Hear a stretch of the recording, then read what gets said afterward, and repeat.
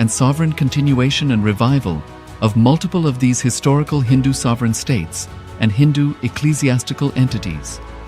The unbroken continuity of these ancient Hindu nations through Kailasa results in the legal recognition of Kailasa as per the international customary law, particularly the doctrine of continuity.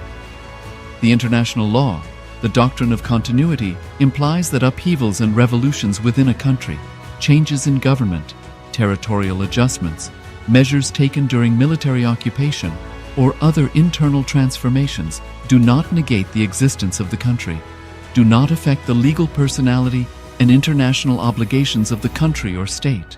The Vienna Convention on Succession of States in respect of treaties, 1978, addresses these principles of the doctrine of continuity as it outlines international law during situation of state succession or continuation.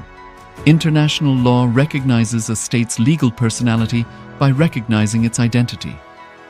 This perspective extends even during the period when the given state or country is annexed or occupied by a foreign power.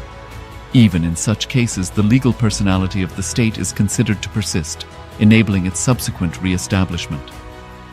Historical examples dating back to the 18th century include cases like Portugal and Genoa that were re-established after the Vienna Congress of 1815. More recent examples include countries such as Poland, Ethiopia, Czechoslovakia, Albania, and Austria that were re-established after World War II. Even when a nation is deprived of its territory, the nation continues to exist. Its sovereignty and international legal personality continues to persist.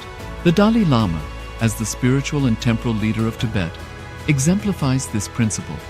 In 1959, the Dalai Lama was exiled and forced to flee. Despite the challenges faced, the Dalai Lama continues to advocate for the preservation of Tibetan culture and garners worldwide support for Tibetan autonomy on the global stage. Similarly, from 1309 to 1376, the Pope of Catholicism had been in exile in Avignon. Despite this, he was recognized as the head of state as well as head of the church and given full privileges of the position after their return to Rome.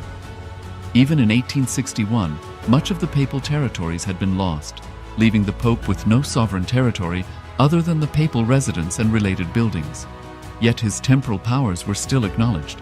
He was recognized as a head of state, and later, the Lateran Treaty of 1929 formally re-established papal sovereignty over the Vatican City. The Sovereign Order of Malta further exemplifies this principle, retaining international recognition as a sovereign entity despite the permanent loss of their territory upon Napoleon's invasion in June 1798. Despite such permanent loss of territory, the sovereignty and the international legal personality of the Sovereign Order of Malta continue to persist. Much later in 1894, the order settled in Rome and acquired two properties, the Magistral Palace and the Magistral Villa that received extraterritorial status. Today, the order maintains diplomatic relations with 112 countries, issues its own diplomatic passports, currency stamps, and vehicle registration plates, and has been granted observer status in the United Nations. All these examples of state re-establishment illustrate the principle of continuity of states, as per international law, that a state's legal personality persists over time. A nation continues to exist even after a complete loss of territory. A far more striking example is of the oceanic countries. Around 5,000 years ago, at the end of Mahabharat War, the ancient enlightened Hindu civilization consisted of 10,000 Hindu traditions, or sampradayas, that existed in 56 Hindu nations, 200 Hindu kingdoms, 1,700 Hindu provinces that covered more than 6 million kilometers square of Asia. The Supreme Pontiff of Hinduism, SPH, Bhagavan Sri Nityananda Paramashivoham, is the reviver of Kailasa, this ancient enlightened Hindu civilizational nation. Kailasa is an unbroken cultural, religious, historical, civilizational, and sovereign continuation and revival of multiple of these historical Hindu sovereign states and Hindu ecclesiastical entities.